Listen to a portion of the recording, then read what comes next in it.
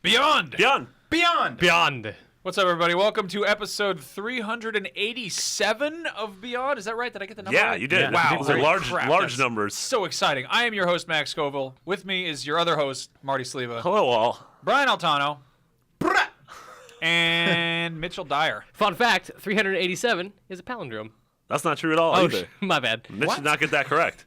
Mitch doesn't know what a palindrome. Palindrome. Sarah Palindrome. Palindrome. It's an onomatopoeia. No. That's the same my sound mistake, that the yeah. number 387 makes. It makes its own name. When it's 288 is kill me. Wow. So we're off to a good start. Yep, I here we literally are. just looked over at Marty before we started. I said, Marty, we need to keep things on track this episode. going well. Last episode was all over the place. We had a special guest that was a toy tank. Some people were really mad about it. A couple things I want to bring up just before we get going. We've been doing this. This is our sixth episode together. Yeah, this has been 6 weeks into this. Some people people have been really supportive. There's been a lot of really positive feedback, and that's awesome. There has been some negative feedback that I feel like I kind of want to address. Like people kind of mad that we didn't just start a new show or just rename the show or whatever, which I think is really a little bit odd because the name of the show is Beyond, which literally means occurring after a certain point. Like, it means continuing. It means, like, going further. So, I mean, there's that. Also, we're still finding our groove. We're going to have weird off weeks. We're going to have... It's been 6 weeks. As opposed to 380. Greg and company had been doing this for 8 years, I think. Go back to Podcast Beyond episode 5. I'm sure it was great. I was just like, I did a very, very just active throwing my hands in the air and just looking just exasperated as hell. I did that actual like wiggly armed emoji because I was like, what was I doing 8 years ago? Like when Greg started the show, what was I doing? And Jesus, I was living at my mom's house. Like a lot happens in the better part of a decade. So just ease up. Now I live at your mom's house now. It's a lot of change in 8 years. Still not calling you dad, Brian. No, but seriously, we've gotten a lot of people have said really awesome things, been very supportive, supportful. Supportful. And people also have criticisms that we're also looking at. Yeah, So, I mean, constructive criticism is the best. Absolutely. Email that to us. Put it in the Podcast Unlock or Podcast Beyond Facebook group. Put it in the Podcast Unlock Facebook group as well. Yep. Yeah, let those guys know Start what they're doing. a little war. Start some gang war there. That'd get Perfect. messed up. Don't actually do that. No, Don't actually do that, please. No, we really. I'm on both. Marty and I are the Romeo and Juliet of IGN's podcast crew. We got some news today. There's been some. There's Bloodborne's out now. Bloodborne. Oh, yeah. man. If you're listening to this after we post it, which is Yeah. the only way to listen to You're it. probably I'm already listening to it dying now. in it, and you're angry at it right now. Yeah, Yeah. you definitely. Yeah. There's some Kojima drama. I'm still Kodrama. Kojima. Yeah. Kodrama. Hideo Kodrama. Yeah. Hideo K-drama. Yes. Watch the video to see me shaking my head I don't since know. you can't hear it unless I do it hard enough. You should get some cool earrings that jingle when you shake your head. They would be the loudest things in the world. And then there's God of War 3 has been remastered. Finally. Oh, good. Yeah. What do we want to talk about? We should start off with Bloodborne. What's up with Bloodborne? That's all I want to talk I'm actually. about. This is out now. Is it? Is Yes. it Yeah, so officially it's out. formally? Okay. And Mitch, you're playing it? Yeah. Yeah. Marty, you're playing it? Yeah, I'm playing a ton of it. Brandon Tyrell is the unfortunate IGN soul who has to be reviewing it. True. Yeah, and if you're listening to this on Tuesday or Wednesday, our review in progress is up. Yep. Because this game is massive. Yeah. We did not get it very far in advance, It's and it has spooky. an online component, and it's spooky, I guess. That's why we do review in progress. Because Yeah. it's too It's spooky. too hard. Just That's too spooky too for spooky you. to score. But yeah, so you guys haven't played it. Actually, yeah. We got like a limited number of copies. Yeah. It's an incredibly dense game, and everyone's trying to like just take their time Yeah. with Yeah. it. And Yeah, we're doing a live stream of it tomorrow. Yeah. That's right. We're doing it. Yeah. We get to play the game. It's gonna be the day it's out, you mean. Blood Bros. Yeah. What? I'm gonna. The day it's out or Wednesday? Die. Tomorrow. Oh, today. There we go. Yeah. The day this goes live. So what the actual game? What do you guys? What do we? I think. Sup? I mean, there's a few sticking points. The first thing is everyone's like, "Oh, did they dumb it down? Is it a baby game? Is it easy?" Nope. Yeah, the game is difficult as all hell. I would say in many ways it's harder than Dark Souls. Yeah, it's harder. There's a lot of things that are more opaque than Dark Souls. Yep. There's a bunch of things in the game that I still have no idea how systems work or how these enemies are working or what is going on in this world. They're invisible. I mean, I guess so. There's going to be spoilers a little bit. We're not going to spoil a ton. We're but not super far. Yeah, if you want to go in super blind, don't listen for the next 10 minutes or so. But there's areas where I stumbled upon an area last night where there's this like blue glowing thing, and I was like, oh, what's over there? And I ran over there, and all of a sudden, like an invisible old god grabbed me, pulled me up in the air. It said I went into frenzy mode, and then I died. And I was like, I don't know any of the things that just happened, and I died. I'm like, okay, well, I now know not to do that again. See, I saw that and ran away. Well, I like blue lights. So when I played Bloodborne at Tokyo Game Show last year, I actually tried that, which was run like crazy and see how far you can get before things just you turn around and there's 95 monsters running behind you. Yeah. And I kind of appreciate the fact that we constantly complain about how games have almost gotten easier, or actually they've definitely gotten easier in the last 10 or 15 years, where there's checkpoints constantly and there are multiple difficulty levels, which apparently this game doesn't have. It's just hard. It just feels like this is very throwback to NES games, and now with multiple games like it before it, gamers have sent the message loud and clear that this is perfectly acceptable. Yeah. And it's okay. So they keep making these games harder and harder. And I'm hearing mixed things about The Office from some people in The Office, people who are like, it's unforgiving and it's not fun. It's almost too hard. Like in many ways, to your point about this being an NES game, like I think this is the perfect modernization of Castlevania, in that the way the levels are connected, right? Like you find a secret route, and oh man, that opens up a gate that's actually right near the beginning. So now I have this shortcut that lets me get way farther, way faster, and home to my checkpoint sooner. All that kind of stuff is great. But yeah, to that point, like checkpoints are in Dark Souls, you have bonfires that are pretty far apart, but they're not unmanageable. You could conceivably do it. You were talking about at TGS and just run. Yeah. Just try to run away from guys. Try to find the next bonfire and then go back and explore, which is what I did. Here, you have to not only one accomplish something, but two checkpoints an enormous amount of distance to actually reach one of those checkpoints. Yeah, and generally a lot of them are just right after a boss, so you have to get to a boss and then kill it. Yep. And then you can get a checkpoint. So there were numerous times where I would spend 2 to 3 minutes commuting to a boss, instantly die, and then wait 40 seconds for the load times to respawn, because the load times are really bad. Really? Yeah, that's probably my least favorite part of it so far is 40-second load time, literal 40-second load times every time you die, which is often. This is what we're playing off the disc and installed. About 20-second load times whenever you fast travel back to your hub world, which is you have to do whenever you want to buy something, whenever you want to level up, upgrade weapons. Yeah, or warp around the map. And so there's a lot of time spent not playing the game. So there's something I kind of want to touch on there. Like this is interesting for me. I think you basically just turned me off the game completely. Because like that's the thing is I'm okay with a challenge. Like I think it's I hate the time wasting, you know? Yeah. And it's one thing if you're like you have to go back and retread some area. Like that's debatable whether or not that's wasting your time. What I really hate is when a load time is a punishment for dying. Yeah. Like I think that's awful. I think that, you look at Super Meat Boy is the prime example of how to do it. That and Trials. Hotline Miami, for instance. Yeah. You know, Ollie it's like Ollie. the thing that keeps me playing Hotline Miami, Ollie Ollie is the fact that these are incredibly hard games, but I'm not being put on timeout. You're back in half a second. Yeah. Like it's a literal button press and you're back. Sometimes part of the it's reason just. that also kept me from getting really into multiplayer. Do you guys remember the game online. Too Human? Yeah. Yeah. Yeah. Do you remember it had that sort of like the animation. 40-second animation of Yeah, you getting and, brought up to Valhalla? I don't like. So are there a lot of load times between areas? No, or there are none. Okay. So that's And the impressive thing. That's the reason why it takes so long to load, is like it is rendering the entirety of this space, which is one of the most beautiful video game worlds I have ever seen, and then you just go. Because I think I would have preferred like little 5 seconds here, 6 seconds. So would there, I, like, yeah. Nickel Yeah. and dime me. Put me in an elevator, let me open a gate, then stop it, like whatever. Yeah, it because takes. I think it's like or even just a really long initial load. Because I just feel like 40 seconds is. Yeah. That's brutal. It's a long time to be really angry, which is or disappointed with yourself. I liked you know? Metal Gear Solid 4 for this, because you would every time a new act started. Oh, that was like a long, like it would multi-minute. Yeah, it takes like 10 to 15 minutes to load the entire act, at which point it's like, all right, this is kind of perfect. Like, I just finished a really great story moment. I'm going to step away, get a drink, maybe get some food, come back, and then sit down and play this 6-hour chapter. Yeah, I mean, it sounds like we're hard. I mean, yeah, that's one of the major drawbacks of the game, but so far I'm absolutely adoring it. Yeah, I mean, surprised. There's a lot of stuff to not like about a game that abuses you, but yeah, it's so It sounds like good. it's just like a beautiful, lovely garden that's full of violent criminals. You're like, Yeah. go look at the. Oh my God. They have the hydrangeas. Yeah. They've got lovely flowers and they've got a topiary that's shaped like a bird. But there's a guy there who also will hit you with a tire iron and take your wallet. So That's kind of what happens. happens. Yeah, dude, totally. smash your face open with bricks and you lose all your stuff's different. Your I mean, blood bucks. I've put hundreds of hours into the Souls series, and the game is constantly surprising me with new things, with new enemy types, with new patterns, behaviors, systems, weird, obtuse things, awesome environments that you go to, incredible boss design. The combat is faster and angrier. You have to really be on the offensive all the time. Like, the people who don't like it in the office are the people who haven't.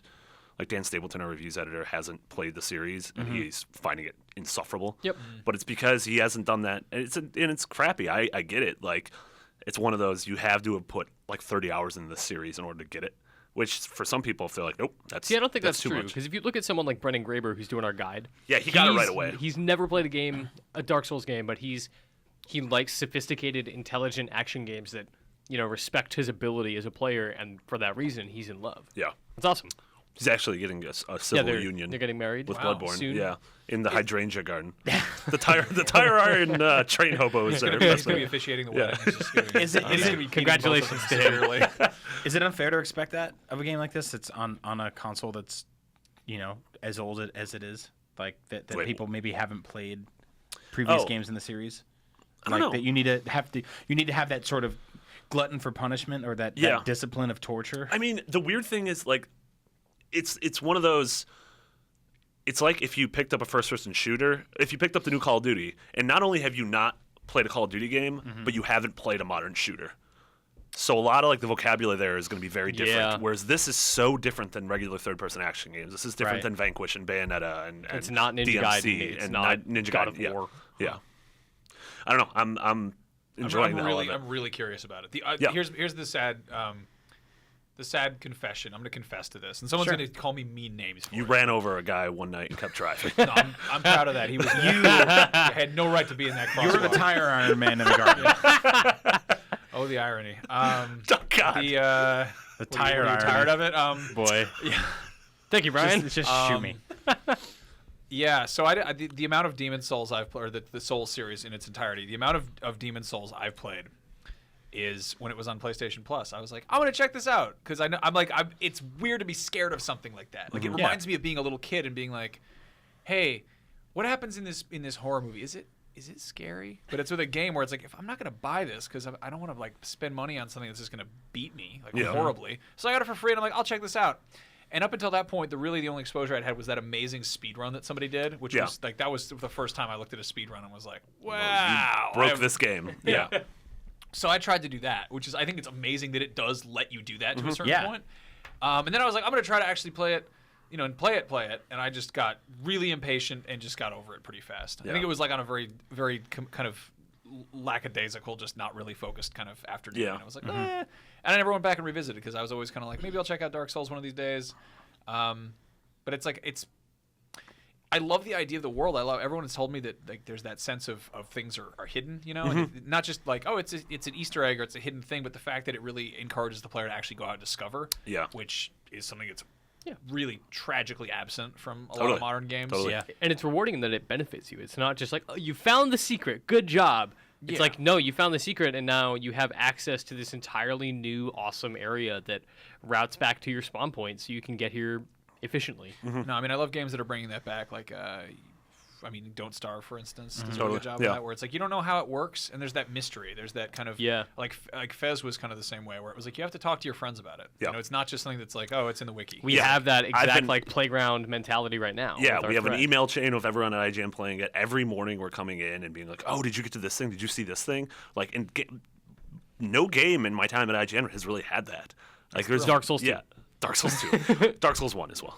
We had that with Heavy Rain to an extent because everyone Was doing different stuff. was doing different Yeah, things. yeah. Which Yeah. was, I find that very fascinating. Yeah. But that's really awesome. Like, I feel I'm kind of with Max in that I'm like really hesitant to get into it. Like, I absolutely love the theme to it all, right? Like, I love everything it's trying to, like, I love that sort of rustic horror feel that it has. Like, absolutely love that. Artisanal horror. Artisanal horror. $5 toast. Yeah, exactly. Like, you make that into a movie and, like, I'm there opening weekend, but as a game that's, like, insufferably punishing me, like, I'm kind of hesitant, but also, maybe I'll wait a little while. Just watch a speedrun. You think so?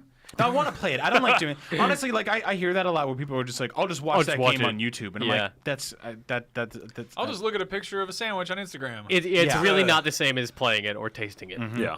No. So I kind of want to hang back a little bit and wait until like people have sort of torn this thing open a little bit and they can kind of be like, hey, you should do this here. This is the character you should roll at the beginning. This is how this is the weapon you should choose. Like, I mean, this is the ultimate first world problem, but we get a lot of games early at IGN and we play them, and when you get stuck, you have to yell at your friend who hasn't written the IGN guide yet. And that's one of the first guides on the internet, and usually the most visible and sometimes the best, or hopefully the best. But when you play something early, you end up like in a situation like this where you're on an email chain. So maybe I'll wait until this has been torn open a little bit and then get in there. Yeah, we're gonna be talking about this one for a while though. Yeah. I like the fact that there are tips and tricks. They're back. Yeah, that's really cool. Like for so long, it was kind of your ability to be good at a game was not your understanding of the game itself, but it was like, can you push the button fast enough? You know? Are you? It's like there's that Twitch, there's that Twitch gaming. There's that kind of either it's RTS, what, action per minute or whatever, that kind of approach, or it's just like, oh, I like drilled a hole in my controller and put a screw through there, and now I can shoot guys in the face faster unless they nerf the M14 or whatever.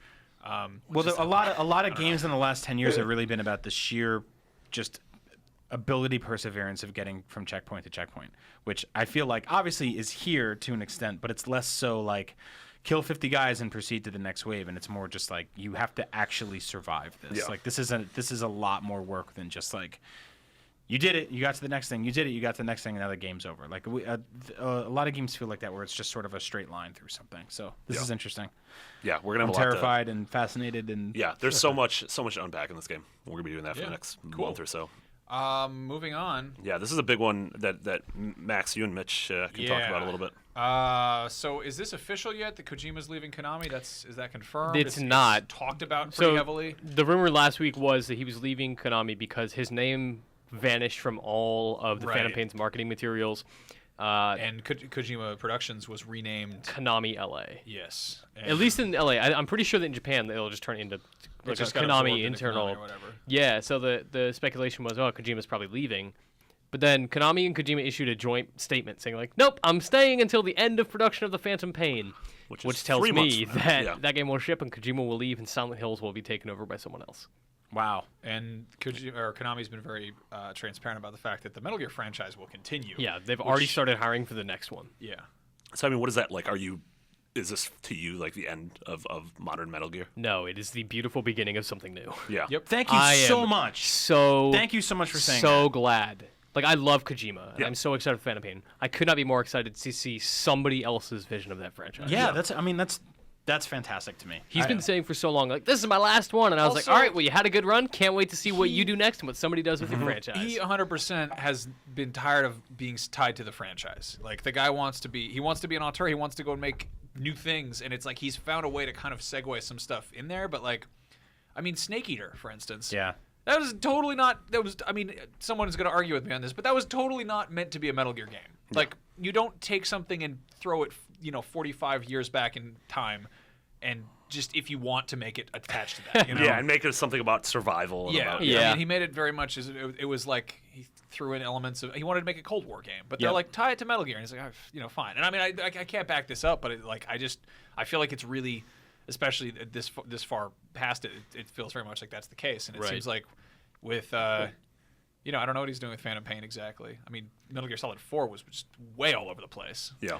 I don't know, and also there's the fact that he gets all the credit for the Metal Gear series, but a lot of people work on that, Yeah, totally. This reminds me a lot of. Well, now nobody gets credit, right? Yeah. They pulled everybody's names off. Yeah. Now they have to list everyone's name. Oh, someone should Photoshop the box art and just have every person who worked on the game. Here you go, Brian. It's your next Batman Arkham City Game of the Year edition. I love that. Yeah, it reminds me a lot of sort of the way Ken Levine in Irrational and BioShock. Yes. To where like Amy Hennig in Uncharted. Yeah, totally. And it's one of those. I'm excited for the divorce because I'm excited to see what Ken Levine's game is like, and I'm excited for hopefully someone else taking over BioShock and seeing like what the next BioShock game would be like. Yep. That's sort of the same way. Yeah, exactly. I feel about Metal Gear. The Silent Hills thing is interesting to me because like I don't know, where do you think that game, like how far along is it? Also, Guillermo del Toro is cursed. Remember Insane? Yeah, I do. Yeah. Remember that? Oh yeah, no, Came with- it's yeah, THQ the game? THQ game. Yeah. Yeah. And so I don't know what that like. To me, PT was it was not even a proof of concept. It was just a thing. Like, It's not even what Silent Hills was going to look like. I promise Yeah. you. I love that he did that. Yeah. The PT thing was exactly what he was trying to do with the Phantom Pain initially, and then he Yeah. was like, no, they're smarter than this. Yeah. Like this Yeah. is that happened. It was like, was it like half an hour or something after the reveal of the Phantom Pain that people were like, you can totally overlay the Metal Gear Solid. Yep. It just fits right in there. And Also, we were in the office, and I saw that trailer for whatever that was going to be called. Or was it just the Phantom Pain? it was just the Phantom Pain. We saw that in the office, and we were watching the trailer, and I'm like, I think is that Solid Snake? No, I guess this isn't a Metal Gear game. There's no Kojima or anything on it. All right, moving on. Yeah. Yeah. No, that's totally. I was like, what is this? You don't just announce a studio and then show off a game that looks like that has things that seem so familiar. And Yeah. I remember. So the PT thing was during Gamescom. They revealed it during the Sony conference in Germany, and they showed like that whatever the paper bag sack scary thing with Yeah. flies. I'm like, oh, that's like what? And they're like, you can download it And now. it's I'm out like, now. What do I I care would about never do that. And then like whatever happened, and I went to sleep, and then I woke up in the morning and like looked at my emails, and it was just like Silent Hills, and I'm like, what? Yeah, what right? happened while I was asleep? to throw back to the whole like the playground, the schoolyard talk of like, what is this thing? That was an exact perfect example Yeah. of Yeah. forcing that on people. Totally. Yep. Well, mean- because I remember we were playing it in the office, and people were talking to each other like it was the '90s again. Yep. Where it was like cheat codes, and people were like, "Oh, do you know if you like hold this door a certain way for a certain amount of time, you see a ghost on the ceiling?" Every And- time a phone rings, you got to spin in a circle and look Yeah, at a picture. And Exactly. And Every that's- time the game scares you, you got to uninstall it and leave the house. I think it's like a lot of people lose focus of the fact that to create something, and this is the dumbest, most simplest, basic thing in the world to say, but I think a lot of people lose focus of it, so I'm going to say it anyway. But to create something that can be consumed in a few hours takes years. And when somebody does that for 5 projects in a row and it's based on the same theme, they probably want out after a little while. You know, it's why I took this job, is because I can go from this room to another room where I go talk about Nintendo games. Or Yeah. I'm talking about Metal Gear right now, and then tomorrow I'll talk about Tomb Raider or Uncharted. That diversity in being able to try out different things and play different games is important to me. And I think to sit down and work on a Metal Gear for what, 25 years. 25 years? Like, of course you're going to want to make a Silent Hill game. Like, I want to know all the, like, I want to see the bar napkins of all the crazy things, that the game ideas that he wrote down that were sketches that were like, I mean, yeah, they're going to be strange. Like, there was Boktai. Yeah, which where was it's like you basically gotta take your game out into the sun. But he made a like a pixel art game about vampires that needed to be charged by the actual sun. Like, On that a dude Game is Boy Advance, demented. which you couldn't really play outside. Yeah, that, You couldn't that do glare. that. That glare was great. awful. That's perverse. Yeah. So, Can you I mean, emulate that game now? No. I want to see. I want to see 6 months or a year from now. He's like, here's a logo. Here's concept art for something Yeah. I'm working on. Here's what I want to see him just unbridled interviews where Yes. he's sitting down. And he's just like, here's what worked, what didn't work, and then in the meantime, somebody else at Konami goes, you know, let's see what's next. The part where all of this falls apart is that Konami being trusted with any sort of massive creativity waves right now is terrifying. Yep. Yeah. Because I don't think that their vision is in the same place, or their hearts are in the same place as where Metal Gear fans are. Well, yeah. I mean, look what happened to Castlevania after Igarashi left. Yeah. Seriously. Or after he was forced out. Or, Yeah. Just speaking as a whole, you will never see a bigger kind of intersection of business and art than in games. Like it's just, and totally. it sucks. It Yeah. really sucks. Yeah. And I'm glad we're at a point where there are these people like, you know, like Ken Levine or Cliff Bleszinski or Hideo Kojima who can just like, they're just leaving and they're like, I've earned my keep. Like, let me do this thing on my own. And it might not always work out. I mean, like Molyneux pissed off a lot of people repeatedly. Yeah. And then he continued to even outside in his own devices. But it's like the way that video games are structured. Like you look at something like, you know, movies or music, and it's like that first album or that first student film or like that first feature. Like look at Reservoir Dogs. Yeah. Yeah. Reservoir Dogs. What is it? Tarantino had to sell his script for True Romance to Tony Scott to fund Reservoir Dogs, which did he co-write that with Roger Avery? No, that was Pulp Fiction. Right. Pulp Fiction was with Roger Avery. Everybody was completely up Tarantino's ass for Pulp Fiction. It's a great movie. But, like, Roger Avery gets very little credit for that. Yeah. That's always Tarantino on Tarantino. But then Roger Avery ran over someone and killed them. So. Sure. Wow. That actually did I happen. did not know that. So, He definitely got credited for that. yeah. But, I mean, that's the thing that... 'Cause that's how court works. ouch. Jesus. But, I mean, that's the thing is when that person has their name attached to something that's so successful so early on, they can't really ever sidestep that, Yeah. you know? Yeah. And it's people are always going to be like, what, Kojima, like what about Metal Gear? Like do a Metal Gear, do a new people Metal Gear. people still ask Cliffy B about that too, and he's like, I haven't worked on these games in years. Yeah. Like I have my own studio. I don't know what's happening with the Gears of War franchise. Yeah. Please stop asking me. Yep. Yeah. And I mean, it's you get that mix of the business mentality of like how do we please people versus that artistic mentality of how do I create the thing I want to do. And the big thing about art that people don't ever really address is the fact that it kind of needs to be ruthlessly selfish and egotistical for it to really work. It occurred to me the other day that people don't really use the term genius to describe a group of people. There's always going to be somebody stupid in the room. Like there's always going to be somebody who's not. There's always going to be a slow buffalo there. What about the Apple Genius Bar? That's a great example. All the customers of something I was not referring to. I know who's a slow buffalo this. Yeah. But I mean, that's the thing is that you kind of, it's like too many cooks spoil the broth, and that's so true about video games. It's so just awful, and that's the reason you see like these games we're seeing now that are made by two guys, like Hotline Miami. Yeah. Two guys. Yeah. Might be some help on the side there, but like for the most part, it's two guys, and nobody's being like, you guys aren't. You should add this. Make it more like Minecraft. You know? Throw in a crafting system. Why not? And it's I don't know. People like to think that it's works well as a collaborative effort, but like look at Assassin's Creed games. Those have thousands of people working on them, and they're just like homogenized to become the exact same game every year. Yeah. And a great game. Yeah. But it's amazing that something can be so sanded down and still have so many rough edges. It's kind of it's nuts. But sorry to go on a tangent there. No, I don't that's know. good. It's important. It makes me weird and sad about it. I'm really curious to see what Kojima does. I hope that it's cool because I think it would be really crushing to be like, here's a guy who's done amazing things, and then if he doesn't come out with something really cool on his own. He's working on a match 3 puzzle game with fruit. Oh, that's really realistic. Yep. I think super it's, sad. it's realistic for Konami to go in that direction. Yeah. That's, But I do want to see him start doing all the weird small one-off projects, like make weird indie games again. You know? Yeah. And the Metal Gear franchise will hopefully be fine. Metal Gear French fries. So we're gonna be getting Phantom Pain hopefully in September, unless it's delayed. Womp womp, like Arkham Knight. That game is gonna be really good. Yeah. That game's Arkham Knight? No, Yeah, in Or Phantom Pain. Phantom Pain. Yeah. Oh yeah. Arkham Knight's probably gonna be good too. They got in 20 2018 when it comes out. Right. Oh, it's gonna get delayed 3 weeks at a time. Yeah. Over the course Waiting of history. waiting for Godot. It's just like, he's good. Batman will be here soon. He's gonna show Gal up. Gadot? Waiting for Gal Gadot. That's actually decent. Yeah. So Arkham Knight has been delayed 3 weeks to June 23rd, as opposed to June 3rd, I think, when it was originally come out. June I don't know, 2nd. what's 20 days? Yeah, so 21 days. That's a weird time to.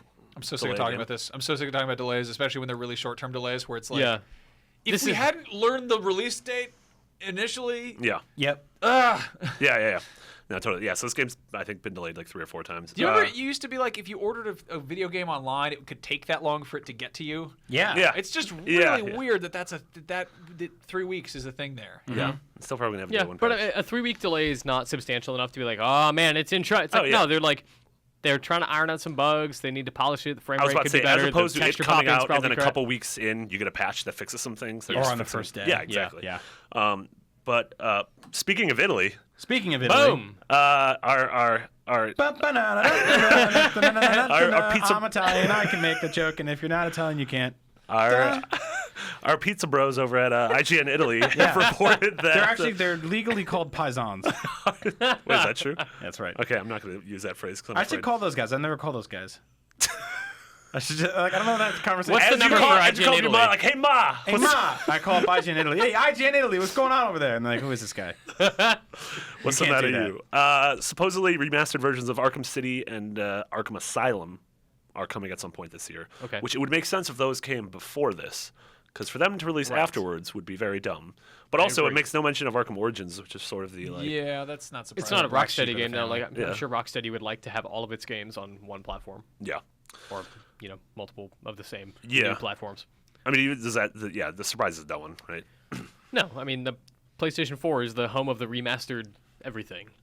It's just like that box exists for the odd original new release and then 30,000 remakes of. And like a lot of games you people get played upset 5 about years that, ago. but I like the idea of like 10 years from now being able to look back at the PS4 and being like, look at all these games you can play on it. Like, Yeah. and I know in the Sure. day-to-day it's annoying because you're like, give me something new. But in this case, you're actually getting one. It's different than the God of War story, right? Yeah. Where it's just like, here's that old God of War game. You're like, give me a new one. These guys are like, here's a new Batman game, and you're like, oh great. And they're like, and here's some old ones. Yeah. They did that in reverse. I wonder what they're gonna do because The Last of Us was really good because they added a bunch of like not only technical things but like there were features in that game that were new, which is cool. Beard hair. Yeah, beard they hair. added got beard some hair. Sweet beard hair. Yeah. Like if you add new stuff to a re-release, awesome. I'd be very curious to know what the Arkham games are going to add, and more specifically, like, are they going to be released together or separate? Yeah, I mean, I have to imagine they'd be together.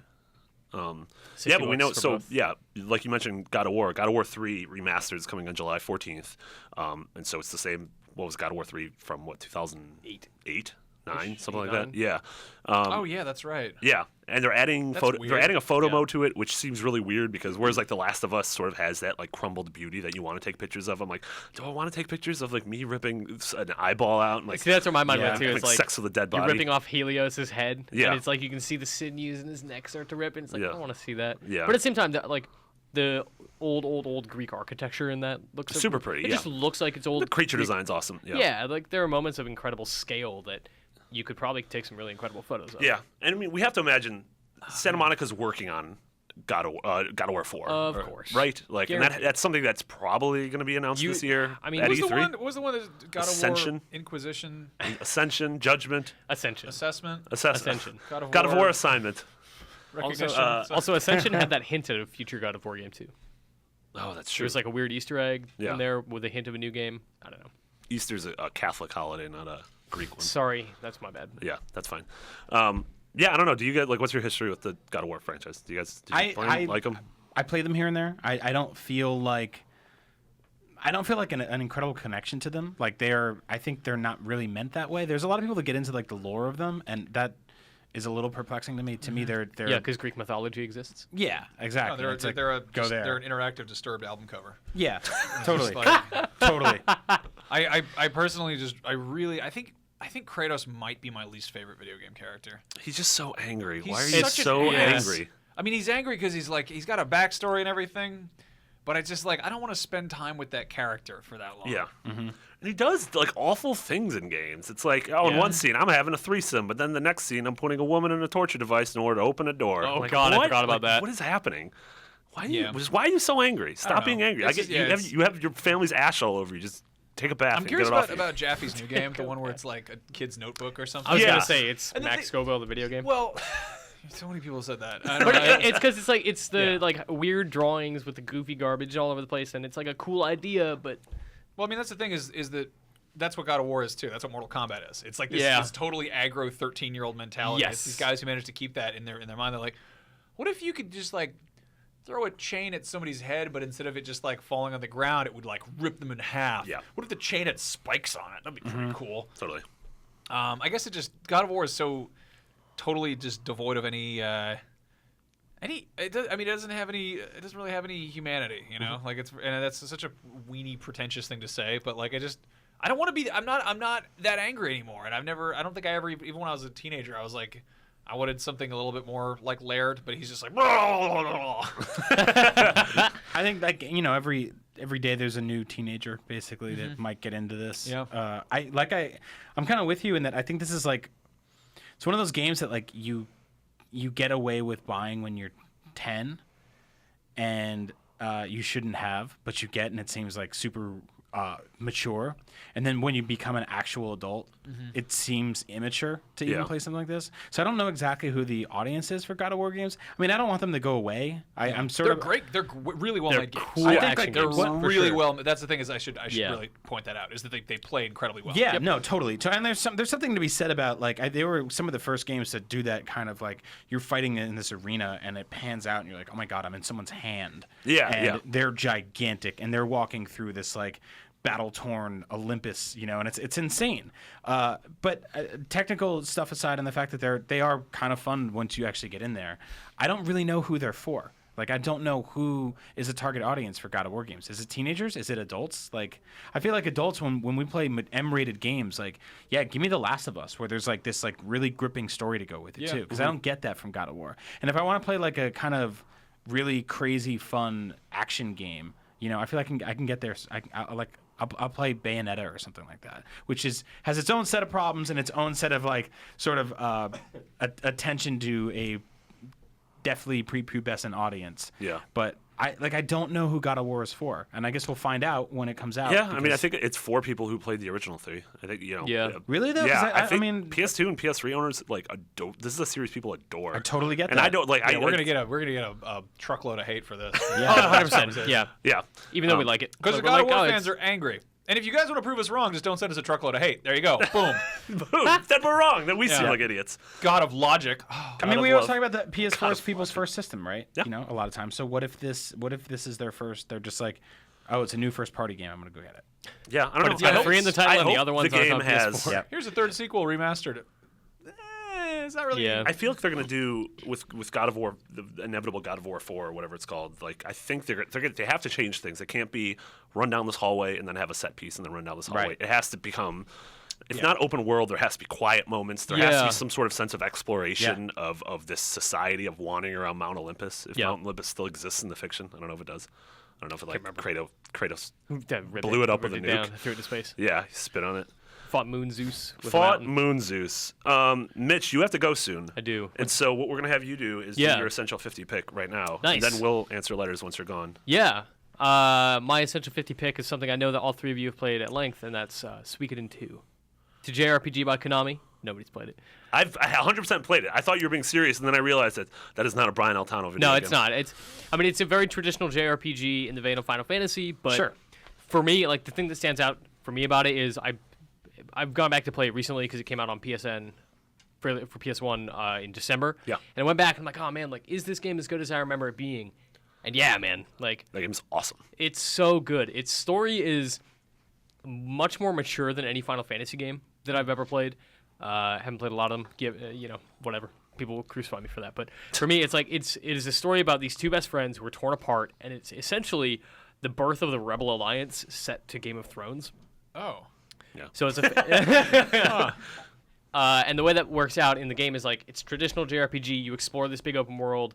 There are turn-based battles, but the combat system is like you have 6 characters, many of whom can interact with each other for special abilities that do like AOE attacks. They attack multiple guys at the same time.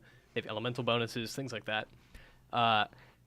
But you have 6 people because you are constantly switching them out as you build an army. So you're recruiting people, and you're like, oh, I'm going to sub out like this little kobold warrior for this like sorcerer that I just recruited, and that then puts the old person back in your fortress, which you are building into this giant garrison to go to war against an empire. Yeah. And the entire game is you recruiting people, building an army, going to war. And 108 characters in your party. yeah, and Wow. those people end up commanding armies. Like you have 108 people by the end if you do it perfectly, and they all command an army. And in addition to the tactical turn-based stuff, there is like a war game scenario where you are sending in. It's almost like an Advanced Wars style tactics game where you have your flanking units and different like not artillery, it's bow and arrows, Archery? whatever. Yeah, no, he was right. Equestrians? Those are horses. I'm thinking like heavy Trebuchets. fire guys firing against like militia and infantry. Like I'm gonna roll with archery on this one. Yeah, let's I go just- archery archery. against infantry. Got There it. we go. Yeah. Great iOS game. Yeah. And it's just got this like really great villain who's kind of cartoony, but Yeah. he's also like so bombastic as to be really interesting and fun, even though he's a sociopath. There's dialogue choices long before I remember playing games with dialogue choices in them that have consequences depending on like who you're with. Yeah, this is one of those games. If you played Dragon Age Inquisition last year and loved Yeah. it, like go back because like so much of that framework is back here. You're building your army. You have this party that trusts you. You have this home base of operations with all these different advantages and stuff like that. How's it hold up aesthetically? Amazing. It's Yeah. a sprite-based thing. Okay, And it cool. looks like a Super Oh, Nintendo wow. RPG, even though it's on PS1. That's And always it's a- really Yeah, good. Yeah, totally. And you can play it on Vita now, right? Yep, Yep. that's how I'm playing it. So yeah, that's sort of the. While there's not a whole lot of RPGs to play on Vita. I mean, there are if you go back and play all of them. Yeah. But like this is one of those perfect games Yeah. that I have downloaded and I was playing at PAX and everything. Like, I adore this game. Some of this, like the main story is great, but I think a lot of the smaller stories, based on like somebody will join you if you help them, those stories end up being really interesting. Yeah. It does a bunch of like typical fantasy stuff in really interesting ways. Like there's this pervasive vampire storyline that starts out really silly but goes on for so long, and is like this grudge revenge story that gets very, very big. It's cool, man. Like it's a really interesting, fun, smart RPG that holds up now and is in a franchise that a lot of people don't even know exists. Yeah. Video games. Squeaky Dins. Sounds good. Squeaky Dins 2. We did it. Cannot recommend it enough. You did it, Thumbs Mitch. up on that. That's one of your like 5 favorite games of all time, right? Oh, yeah. It's like number 2. I think so, yeah. On that list I made for IGN Period Com. I will say it's incredibly intimidating to hear that you have to take care of 108 people and potentially their families and their futures. And their friends. Their babies go to war. Can you and, get they're- hungry? Do they have to eat? Yeah, you got to go buy soups at the end. 108 sandwiches? Yeah. Can you date anybody? I don't think No, there there's is no a... smooching. There's 108 people, and you're not going to get frisky with any of them? No. It's a bad game, Mitch. I don't like that on my list. Hey, who knows what goes on behind the They scenes got in vampires, Captain's but no quarters. love. What's the point? No kissing? No kissing. Do you have any other games that have kissing in them that we could talk about, or? Maybe next time. All right, Get out of here. I think of the Just best leave. game on PlayStation with smooching. top Because 10 I just smooches. figured out the math, you guys. That's 54 kisses. What? Why? Because you cut the number in half and have two Why? people kiss. Why can't Oh, you? I thought it was one person kissing everyone. Oh, well, you People guys are could getting cheat a on each little. other. That's you're I asking love how a you little came much. back to us like you're like, I figured it out.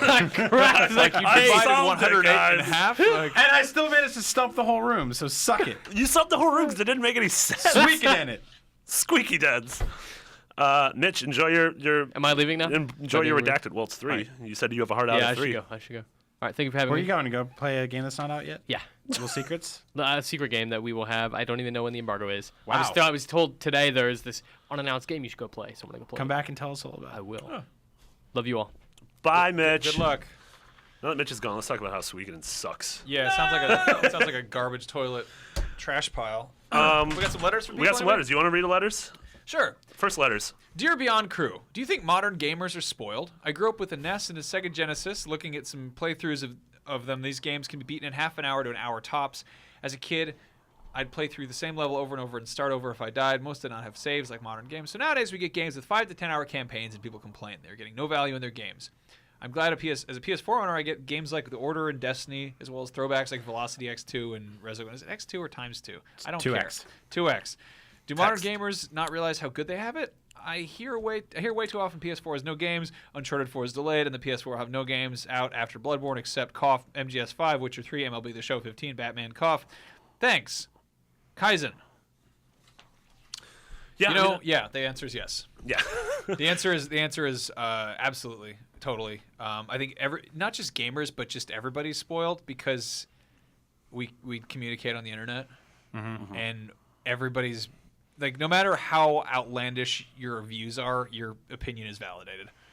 Like, am I the only one who wishes that there were more cars shaped like dogs? It's like, no, you're not. No. There's somebody else feels There's that always way. someone Yeah. that thinks There's that's 3 a good people in idea. this room that Whenever thinks that whenever Yeah, there are somebody's actually, what, two and a half Dumb and Dumber movies that agree Yeah. that there should be cars shaped like dogs. the prequel only had half one. Whenever, yeah, they didn't have the car in Dumb and Dumber. They didn't, but you know, That's anyway, right. Deep Dumb and Dumber lore. But no, like whenever somebody's like, "Oh, am I the only one who feels it?" It's like, well, you know, look around, like pay attention. Somebody asked me like, "Am I the only one who thinks that Metal Gear Solid Peace Walker is the best one?" And I'm like, "No, you're not." But I don't agree with you. Like, I don't. It's not my favorite. It's just like I think that there's that validation of people's opinions that really kind of helps being like, see, I'm not the only one, guys. And the fact that you can go and make a petition just about anything. Yeah. Yeah, and there's also, like, we brought it up a couple weeks ago when we were talking about the Order, that people judge quality based on hours too much. Yeah. So gross. Like, that something is good because it is long, as opposed to something is good because It is girthy. it's well. Well, people do the same thing with exclusives, right? Yeah. We talked about this before too. Is that there's a lot of people. This is an age-old message board trick I see, and people do it on Reddit. People do it on Facebook. They do it on every site, on IGN comments. They write a list of all the exclusive games coming to Xbox One, and they write a list of all the exclusive games coming to PS4. And to me, reading or writing those things is more boring than playing the worst video game ever made. Like, I just can't think of a worse thing than comparing a list of of total opposite, totally mismatched things that have nothing to do with each other aside from whatever box they're on. And I think people just want that. They want that level of like that's the basis of the console wars, sort of just being like, we have these guns, and you guys have those guns. But I feel like people just want everything in one place, and it just doesn't happen. And if you get it, you won't have the time to play it all. Totally. Ever. So, I mean, I kind of enjoy what I have. I like the moments that I can spend playing video games. Like, I've never sat back and been like, this game sucks because it was 10 hours, or this game sucks because it wasn't 50, you know? But are gamers entitled? Yeah, but I think everybody is now. I don't think it's just gamers. I think it's everybody now wants immediate gratification. Like, I don't think it's fair to pin that just on gamers. I think it's everyone in the world is now, like Max said, at the point where you can just be like, where's that thing? I want it instantly. And then when I don't get it, I want to yell about it. And when I yell about it, I can go to 7 different sites and I can complain about it. And when I'm there, if someone disagrees with me, 15 people will complain with them. And you can create this entire ecosystem of anger and hatred and upset that basically doesn't amount to anything. And it's not gamers. It's like people, like they announced that the Avengers movie was 3 hours long. And it's like, for a lot of people, that's not enough. You know, and they want 7 more spin-offs, and how come this and how come that, and Hawkeye will only get 5 minutes of screen time. Kind of pull this back. It's like the people like to say that the world's getting worse. Everything's worse. Everything's worse than ever, and things are terrible. It's like, well, no, they're not. Like, their literacy is higher. There are less diseases, more cures for diseases, whatever. There are more people, which is a problem. But there's also much more awareness of what all those people are doing. Yeah, there's that thing where. I don't know what it was like. I don't know what it was like to be like, like to be social before social media, really. Like, there's always that sense that I'm missing out on something because someone's like, I'm at a party, I'm having a great time. And I'm like, oh, I'm at home playing a game. And it's like, if you didn't have all this information about how many other games were out there and what they were all about, like, I mean, it was like back in the day, you'd see an ad for a game in a comic book and it would have 3 screenshots. And you're like, that looks cool. Maybe I'll rent that, Yep. Yeah. And now it's like, what? You can beat it in 3 hours, and I can watch a guy beat it, and he's. But then you're going to complain about it for more than 3 hours. Yeah. People, there's just this overwhelming. I mean, we spent 20 minutes talking about a 40-second load time before. Yeah. Right. This is just where we are. I think the load times are really like it's pretty gross. I don't know. It's like I agree. But I mean, like you can sort of find a way why everything's gross if you think about it. No, totally. It's just tough. It's. We get to read everything now. Everything's out there right now. Yeah. Like back in the day that you opened up the comic book and you saw that game with the 3 screenshots, you never got to follow the guy on Twitter who like made the poster and then find out that he ripped off that poster from Predator or something like that, which is how the Contra poster was great made. Point. Yeah. You get so much more information now, so you can take that information and be upset with it. Yeah. Or you can just kind of put the blinders on and be like, well, I'll still play that game when it comes out. This is that like there's that weird like I don't mean to totally gripe about like people being spoiled in the title because I think we're just as much guilty of it ourselves, Yeah. And it's like it can be difficult to just kind of consolidate what you're doing into just enjoying what you're doing, to just shut out everything else and be like, I'm happy with what's right in front of me. Like I was playing. I have a pile of games. I got a bunch of dumb games in my house. I'm just like and I get free new games that come out every month, and then I'll play them for like an hour or two, and I'll be like, I'm gonna do something else. And I was just playing GTA, just driving around. I wound up doing the parasailing stuff in GTA Online. Yeah. I was playing Pilot Wings in a game where you can do like everything else, and I'm like, I want to play Pilot Wings. Screw it. And I was like, this is actually really nice. I like this. This is pretty. It's satisfying, and I'm like, there's a million other like I'm like level 15 in that friggin' game because I'm terrible at it, and I'm just like, I could try to fight some guys, but I think I'm just gonna skydive, just gonna relax. Totally. I don't know. So I think an important thing to do is just try to enjoy things, and actually to harp back on people who get mad at this show. It's like if you don't like it, it's totally okay to listen to something else, and there's a lot of other stuff out there. I just think people should try to pursue more things that they enjoy. Yeah. No, I totally agree. Yeah. Time is limited. Yep. Yeah. We got another email. Hello, Marty Max, and whoever else may be joining you today. This past week, I was feeling all nostalgic, so I decided to pick up one of my favorite games from my childhood, Mega Man Battle Network 3 on my Game Boy Advance. Yeah. This is a PlayStation podcast, my good man. I began playing, remembering all the good time I had with the game. However, after only a few hours, it dawned on me, this isn't as good game. This shocked me. How could a game I had regarded so highly as a child not be as good anymore? Anyway, here's my question. What is the one game that you regarded so highly as a child, but upon returning found it was actually a dud? Beyond! Yeah. Klein. 100% Crash Bandicoot. Oh my god, that's horrible, dude. What do you mean? I like Crash Bandicoot. I mean, I love Crash Bandicoot. Just throw me in the trash. No, I love Trash Bandicoot. Trash Bandicoot. I love those games when I was growing up, but I went back and I played them again, and they were not as I remember them. They're very linear, which I didn't remember them. They're runner games. I guess Like they are iPhone games. From that perspective, it's kind of weird. I guess in my head, I had sort of stored them with Banjo-Kazooie and Super Mario 64 as like these sort of like kind big of open vast, platforms. Like there was this kind of during that era there was these like it was the beginning of like the sort of the sandbox games, right? Where you would just open up the camera would pan around, you'd see this big area and be like, oh, there's so much stuff to climb and collect and stuff like that. I didn't really get that with Crash Bandicoot, and I went back and I played it a few years ago. I don't know why, just to sort of be like, was I wrong and it just didn't really hold up. Yeah. That was a really bad time in a lot of ways for games. There's a lot of really cool stuff there. Yeah. Some really amazing stuff that we're still talking about. But like there was also this mentality that like make it out of polygons, make it cool in 3D, make it look cool. And it's that a lot of people didn't know what they were doing, you know? Like, oh, totally. I mean, Nintendo was one of the few companies in that like couple year span that knew what they were doing. Yep. And then you got all these like you got stuff like Gex. Make Gex 3D. Why? Yeah. Well, get down from there. What are you doing? Get down. Someone's standing up. I don't know. Yeah, I'm a big. It baffles me that I think it was like a solid decade that I never stopped to think that maybe 3D platformers aren't like. Maybe they're not as good as regular platformers. Yeah. You know, and it's like it takes a really good, like beautiful, like balanced thing for it to pull it off. And Crash Bandicoot, like a lot of people forget this, but when 3D really got going, like it was really like a constant. Going back and playing 2D games felt like time traveling. Yeah. Like it felt really dumb. And when you would read about new 2D games coming out, it was still like, ugh. They're still doing that. You're still making it like that. Why don't you put it in 3D? No, it's an immediate turn off. Yeah, and then it was insane because eventually we got to a point where we were just like, oh, one dimension doesn't necessarily mean it's better than the other. Yeah. You know, like you can. And now I switch back and forth between them all the time. Like it's nothing. And now like in the past 5 years, like some of the best games, like Fez and Guacamelee. Sure. And, But I mean, like for instance, Mitch brought up Suikoden. Like that's I love hearing about a sprite-based game that's good on. Totally. It's funny because sprites age better than polygons. Yeah. Like 95% of the time because you hear that, Arthur?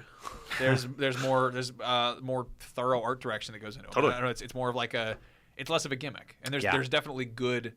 I mean, like some cell shaded stuff is a really good example of this, where they distill the design enough that they're like, here's something that works on its own merits. You know. Yeah. Super Mario 64 is a good example. Crash Bandicoot is pretty much PlayStation's Sonic the Hedgehog. They were like, make a thing that does he runs and he's got attitude. Yeah, it's funny because that's Give him pants instead of shoes. The shoes and successes that PS1 had came less from their sort of tentpole games and more from like the weird stuff.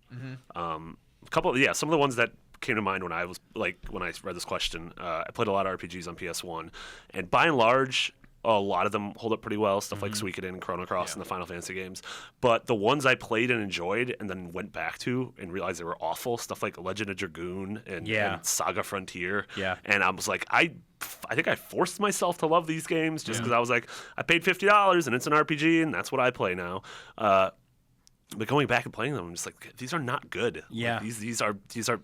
I don't know. It's you sort of, if you go into something, you can trick yourself into liking it. I had the same thing on PS2 with Jak and Daxter 2. Yeah. Like I loved the first Jak and Daxter. I thought it handled, sort of, it was like Sony's first, they really nailed it at the Super Mario 64 sort of magic. And then Jak 2 came along and it was like, nope, sorry, GTA 3 came out, so this is now an open world game where you can steal cars and it's gritty. And I was like, well, I liked the first one, so I think I like this. And then when I went and replayed it for the collection that came out a couple years ago for review, I'm just like, no, like this totally went off the rails. Like I am not a fan of the like, we got to make everything adult. Like we got to, like the first one's a cartoony game, but now we got to make it adult. There's I was just you got me thinking just now that you will never, gamers today or anyone today will never experience what we experienced in terms of not knowing if a game was really good or bad. Like I would play games as a kid that were bad, and I didn't know if they were bad. I just like, this doesn't feel right. But nowadays you can kind of be like, what is the general consensus on this? Am I the only one that like you can actually pop on Metacritic and be like, wow, 100 out of 100 critics agree this game sucks. Yeah. But back then I used to play like game like Shadow of the Empire, which like God, I mean, God, that great, game's- like great world, great characters, like the art behind it, like everything, like the action figure line, comic books, all that stuff like that. Actually playing it was mostly kind of broken. Like it wasn't that good. And I thought it was awesome. And a few years ago, we do this a lot at IGN where we go like, oh man, I really love this game. Let's pull it back out of the vaults. And we play it. And I went back and played it again. And I'm like, man, Now here's a question for it's you: bad. Is that game? I mean, you can go different ways with this. Is that game bad because of what's come out since then, or because you played it when you were a kid? No, I think it's just bad because it doesn't do what it's trying to do very well. Yeah. Like at times it's a platforming game, right? There's that level where you have to jump from train to train in the swamp, and it doesn't work. Then there's that area where you're in the hangar and it's a third-person shooter and you're running around, and it's the Then there's hit that horrible detection's monster bad. or the horrible level where you have to swim in like garbage. Sure, but then again, Yeah. you've also played Uncharted 2 since you played that game. Yeah. Yeah. You do all those things in Uncharted 2. Well, so Yeah. no, I mean, because I remember know? playing Shadow of the Empire at the time and just being like, this didn't work. This doesn't work very well, and the camera's not that great. But I love Star Wars and I love Dash Rendar. And I need something to play in my N64. Yeah. Yeah. People are gonna be mad we're talking about N64. No. No, it's funny. I was thinking about it, and like the first people always ask, like for Metal Gear, for instance, like how do you get into that series? Because it's all tied together. It's this big tangled rat's nest. It's like going into your dad's like electronics drawer full of like cable routers and modems and AC adapters and crap. It's just all messed up. First one holds up really well. It's just kind of like it's kind of hard, you know. It's kind of it's dated in a weird way. I think the first one is still very playable, but a lot of people will be like, you know, if you're trying to get into the series, and the first one is a big leap between what we know now. Like Metal Gear Solid 2, you can go back and play it because it has a lot of familiar elements and it plays more Like or a less third-person like the stealth recent action ones. game. Yeah. But the Metal Gear Solid 1 has more in common with the first two Metal Gear games. Yeah, totally. For like it's a top-down, you know, stealth game, which is I don't know. It's a different animal, you know. You get to that certain point, but then again, you know, like again, what you're saying about Suikoden, it's like it's the core mechanics are there that are really sound, as opposed to just trying to like experiment with, you know, what works there. Yeah, that's really interesting. I like that. That was a good question. Curious concept. Want to close this out with one last question? Yeah, one last question. I recently bought a Vita and have been thinking, especially with the release of Hotline Miami 2, about how appropriate it would be to play violent games in public settings. As gamers, we're very used to seeing this, but most people aren't gamers. It's a topic I haven't heard any discussion on, and I think it would be interesting to talk about. Keep up all the great work. I love the new direction of the podcast. I've been a big fan of Max's since he first joined Rev 3. I played and loved Blood Dragon because of him. Hell yeah! Beyond. Flint 192. Beyond. Flint. Man, I don't think I've ever really thought about that. I actually have, like, I was watching the movie Death Proof on my iPhone on a flight, and the extended cut of that movie has like a strip tease in it. Like there's an actual one of the main characters actually does, like, she doesn't get naked, but it's very provocative. Yeah. And I've actually done that thing where I'm like marathoning through a show or reading or watching something on a plane where I just kind of put my hand in front of the screen or quickly kind of put up and just like scrub to the next thing. Just at the odd chance that the way my seat is angled, there's like 6 kids in a row behind me. Yeah. But I've never, like, when it comes to video game violence. First of all, I don't think Hotline's something to be worried about. Yeah. Yeah. You look at that from afar and you're like, it looks like a video game they'd play on Malcolm in the Middle. It's like a fake cartoon bloody thing. Yeah. It's kind of gory, but not offensive. Well, I know, like, I was playing Let's get Hotline close Miami to the it. other day on a 55-inch television. Yeah. And that's where it's sort of just like, is that blood? Yeah, that's blood oh my God, Yeah, that's yeah. blood everywhere. And it takes a moment, like, people come in and they look at the TV and they're just kind of like, oh, what's this cool, like, kind of, sort of abstract pixel art game? Oh God, that's a bloodbath. This is horrific. That game looks like the game about the robber that Bart plays in early Simpsons episodes. Yeah. Oh my God. Yeah. Yeah. Totally. Where it's like he's just like smashing windows, Yeah, and yeah. killing old ladies and stuff. Yeah. And, Yep.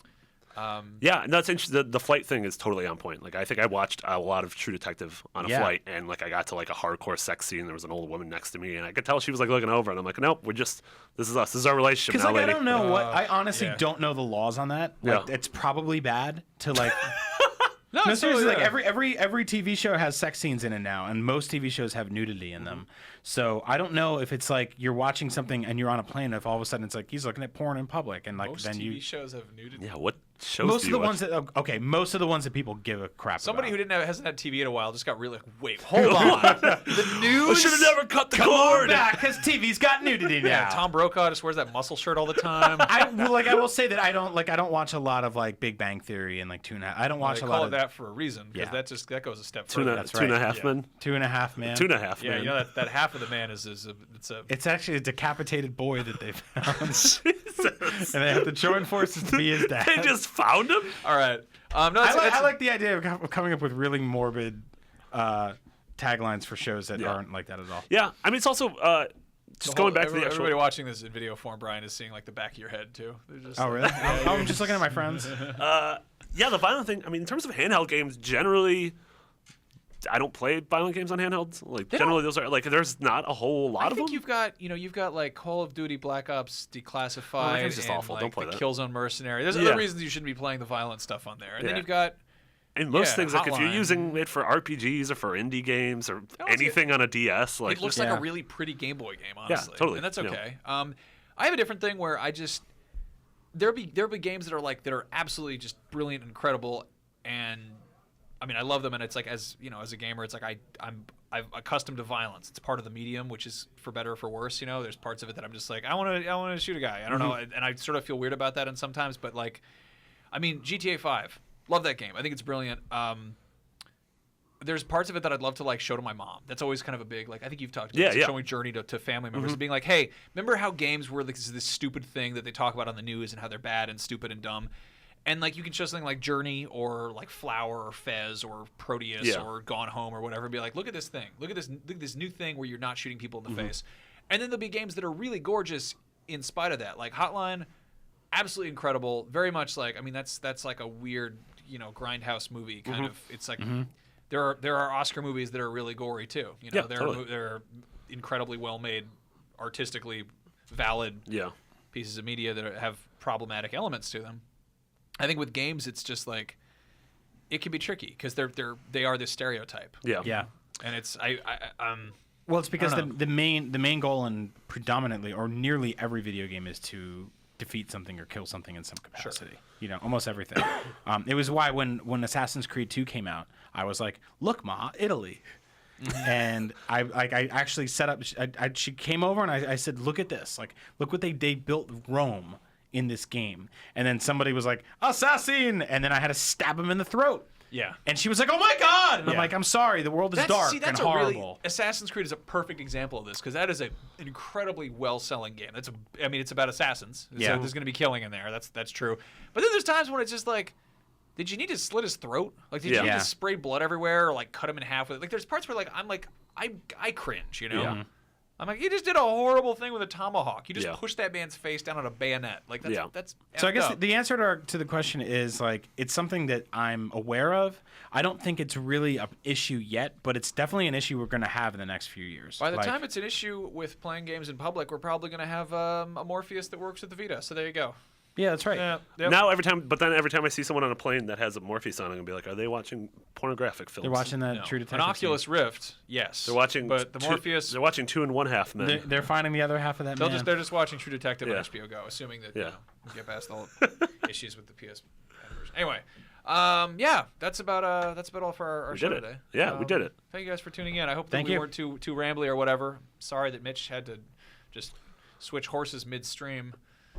What? I don't know. He didn't really switch. He just left. Horses are on streams. are they river horses? River Seahorses? Yeah, seahorses. Ocean Where do all horses. these old horses go? I'm tired. Elmer I'm the tired. Glue Land. You guys can follow us on Twitter. I'm Max Scoville. Yeah. Marty is McBiggity, and Yeah. Brian is Agent Bizzle. Mitch is Mitchy D. If you want to go check out what he's up to, find out what that mysterious game he's working on is, or not working on, but Hey, he's making looking it. at. He's gonna creating. go make a game. He's creating a video. Not really. That's not true.